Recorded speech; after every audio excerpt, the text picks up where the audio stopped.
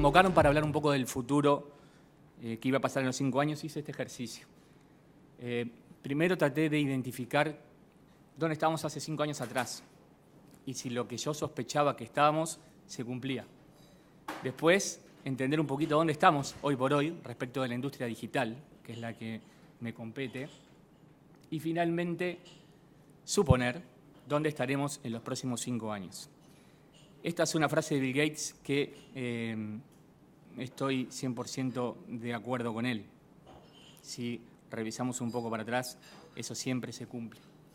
Entonces la idea es ver un poquito qué pasaba 5 años atrás y hagan conmigo este ejercicio para descubrir cómo la presunta brecha que tenemos respecto de 5 años para atrás no es tal, como tampoco lo es 5 años para adelante. ¿Quiénes eran los players de la industria digital hace 5 años? Obviamente Facebook, ya tiene 12 años la red, es en febrero del 2004. Twitter tiene 10 años. La pregunta que les hago es, ¿estaba Instagram hace 5 años atrás? ¿Existía Instagram? Sí, tiene 6 años. YouTube, obvio, tiene 11 años. O sea, estos 4 grandes players ya existían 5 años atrás. Miren el resto de las redes. Elegí 12 que son las que yo tengo usuario y pude después hacer el ejercicio que les invito a que hagan. Fíjense cuando lleguen a sus casas o ahora, ¿desde cuándo ustedes son usuarios de esas redes? Desde que nació, ¿cuánto tiempo pasó? Para entender un poquito qué distancia estamos los uruguayos y qué distancia es necesaria recorrer en tiempo. ¿LinkedIn existía? Sí, tiene 13 años. ¿Snapchat? Si yo les pregunto, ¿Snapchat existía hace 5 años? Sí, justo. Lo mismo con Google+, Google+. También 5 años. Son de las 2 redes más jóvenes, de las que tengo usuarios. Pinterest, bueno, tiene más años todavía. Las últimas 4. ¿Existía Spotify hace 5 años? Sí, tiene 8. Esta es la única que no. Periscope. Tengo usuario en Periscope y apenas tiene 1 año. Sin embargo, también es verdad, hay que decir que la tasa de crecimiento y mantenimiento de la Periscope no es como la de Pokémon GO. Pokémon GO se cayó, se precipitó en el mundo hoy por hoy. No hay ni siquiera 500.000 de personas jugando al Pokémon GO. Ya pasó. Uber. Qué logo raro que tiene Uber, Alejandro. ¿Uber existía hace 5 años? Alejandro tiene la respuesta. ¿El resto? Sí. Ya existía Uber. Y obviamente Netflix. Para ustedes es evidente que es una red nueva, ¿verdad? Tiene 9 años. Entonces, este razonamiento que quería hacer en voz alta fue uno de los insumos que traje para explicar un poquito la idea de que el futuro no va a ser tan diferente al presente y al pasado. Lo otro que hice eso es una captura de mi Gmail, de mi mailbox. Puse un filtro, esa es la secuencia. Puse un filtro para saber en qué estaba yo hace 5 años y releí todos mis mails de una semana tipo hace 5 años. Y con eso llegué a estas conclusiones. Primero, los grandes players de la industria son los mismos. Y casi me atrevería a aseverar, y espero que si esto queda grabado no me contradigan los hechos, que van a ser los mismos. A no ser Google+, de las 12 que vimos, que probablemente no sobreviva, y no se sabe qué va a pasar con Twitter, está a la venta, no, es un modelo que todavía no es rentable para la red. Los players van a ser los mismos, fueron los mismos, son los mismos, van a ser los mismos. Las reglas de la industria digital se van a parecer mucho, por no decir que van a ser exactamente las mismas. Hoy por hoy tenemos una dificultad en la industria digital, en la industria de las redes, que tiene que ver con que los proveedores de contenido están siendo muy rentables, a diferencia de las redes, a diferencia de las telefónicas, quienes proveen toda la infraestructura, los cables, la conectividad, para que Netflix pueda pasarnos las películas, para que Uber nos mande un viaje. Hay una discusión en la industria de cómo repartir ese modelo de negocios. Y después viene todo el tema de los medios, ¿no? Cómo monetizar a los medios. Pero las reglas de la industria se van a parecer mucho. Difícilmente las regulaciones y la política alcance la velocidad de progreso como para poder modificar lo que hoy es el presente, lo que era el pasado inmediato y lo que va a ser el futuro inmediato para quienes empiecen a estudiar en estas carreras de la comunicación. Estoy de acuerdo con el orador anterior, hubo muchas profecías no cumplidas. Comercialmente, revisando los mails, recordé unas cuantas.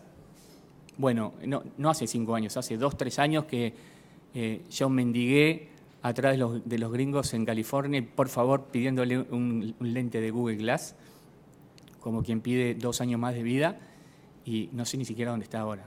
Creo que está en casa o en la oficina, no funcionó. Hay profecías no cumplidas a favor. Se nos decía en el 2011, en el 2010, que la penetración de smartphones en Uruguay iba a demorar una década. Íbamos a tener una penetración del 75-80% allá por el 2020. Buenas noticias, eso va a ocurrir mucho antes. Y después tenemos un sinnúmero. En la industria de pagos móviles se nos decía permanentemente que el pago por contacto, la proximidad, era una tecnología que iba a estar en el 2015-2016, seguro, que todos ustedes iban a tener. Ninguno de ustedes la tiene, tampoco funcionó. Vamos al presente. ¿Dónde estamos hoy respecto de la misma idea que venía compartiendo? La industria tiene muchos problemas, pero déjenme decirles que tiene los problemas de un ecosistema que está en construcción. La industria es nueva. Como vimos antes, si ponemos a Facebook como termómetro de la era de los contenidos digitales, tenemos 10 años, 11 años, 12 años como mucho. La industria de la comunicación tiene un poco más. Antel, la telefonía móvil ya tiene 2 décadas en Uruguay. Pero la industria digital es nueva y como todo niño de 10, 11, 12 años todavía se está construyendo. Hay innumerables problemas que la academia, que la capacitación, que la educación en comunicación puede venir a resolver. Yo tengo uno que hoy por hoy ocupa, que los informáticos no podemos hacer absolutamente nada. Y tiene que ver con el juicio que hacía Humberto Eco respecto a que las redes sociales le han dado voz a un ejército de idiotas y de necios. Esa es la terminología que usó Humberto Eco, definiéndonos, en mi caso le doy la razón. Tenemos un serio problema ahí, tenemos un problema de que la industria todavía no tiene un componente cultural y ético que lo tiene que desarrollar conjuntamente con la formación, porque hoy por hoy, cuando buscamos referentes en el mundo de los contenidos digitales, nos encontramos con gente con poca experiencia. ¿Por qué? Porque la industria es corta y porque aparte estamos cometiendo un error. A nivel corporativo se comete un error en el mundo de los contenidos digitales o en el manejo de las redes. Se está buscando los usuarios más intensos son los mejores community managers. Son los usuarios de la tecnología los que habitualmente las empresas buscan para manejar las redes por desconocimiento respecto de los recursos propios, por un tema etario. Pero eso es un error. Es como, no se me ocurre un ejemplo, pero es como si Conaprole me nombrara a mí el CEO de la empresa porque yo consumo 1 tonelada de dulce de leche por año. No soy el más competente para manejar eso. Necesitamos una cantidad de recursos formados en el universo de los contenidos digitales que lleva tiempo hacerlo. Recién ahora es una industria que no tiene recursos formados de gente de mi generación. Yo tengo más de 30 y 18.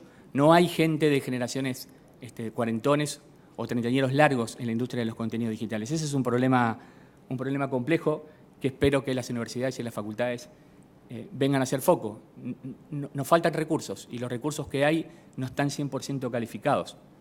Tenemos ahí un desafío bastante grande porque un aspecto que no comenté respecto de cómo está hoy por hoy distribuido el mundo de lo digital es que las cosas tienden a concentrarse en las grandes corporaciones. Cada vez más, esas redes que ustedes veían, que eran 12, en realidad pertenecen a pocos dueños. El mundo de la publicidad no está acostumbrado a eso. El mundo de la publicidad y los medios se maneja con familias. Son las familias, es Murdoch, hay una cantidad de gente que son los dueños. En el mundo digital, en el mundo de la informática, los dueños son pocos.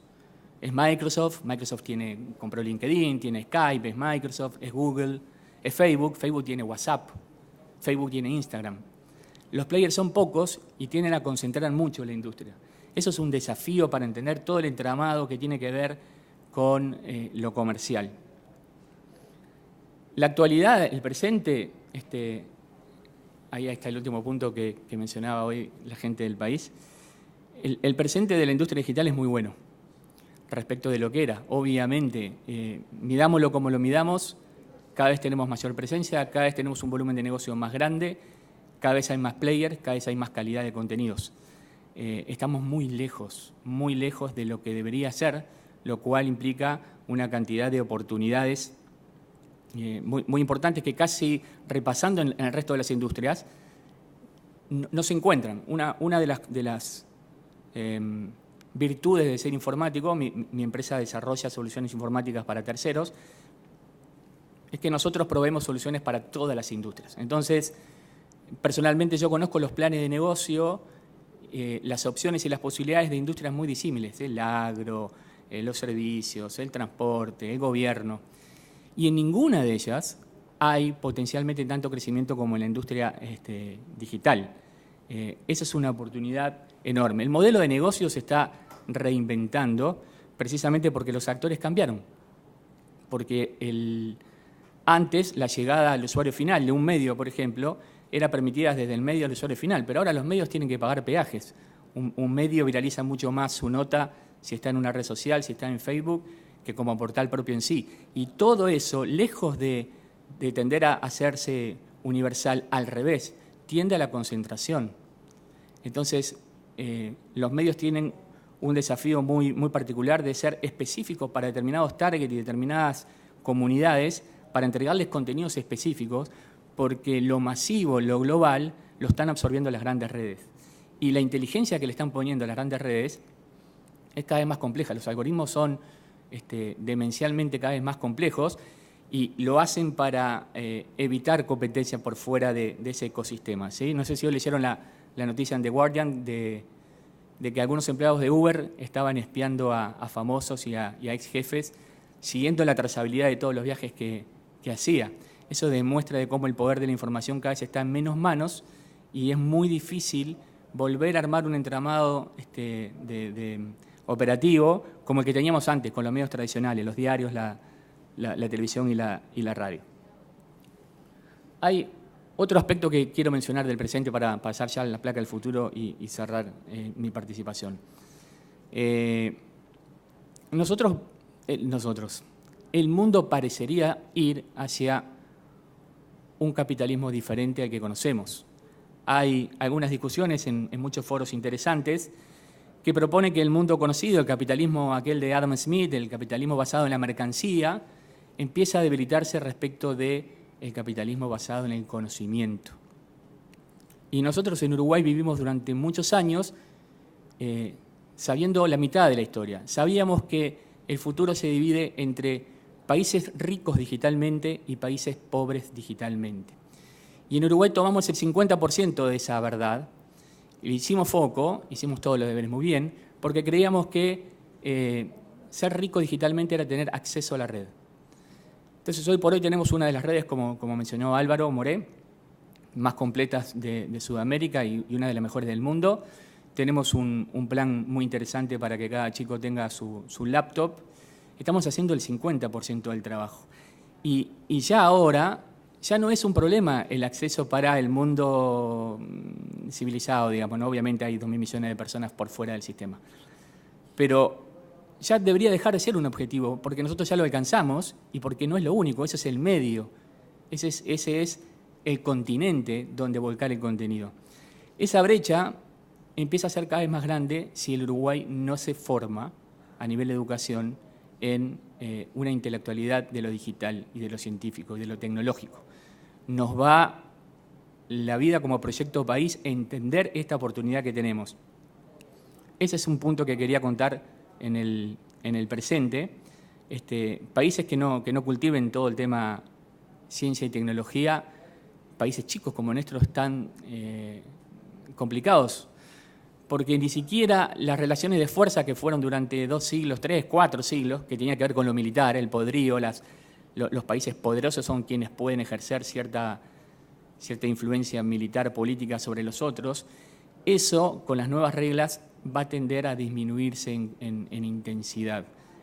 Un buen ejemplo es China. El otro día leí a Hannah, no sé si la conocen, Hannah Herzog, alguien que se fue a China y me contaba que están abriendo una universidad por semana. En China se abre una universidad por semana.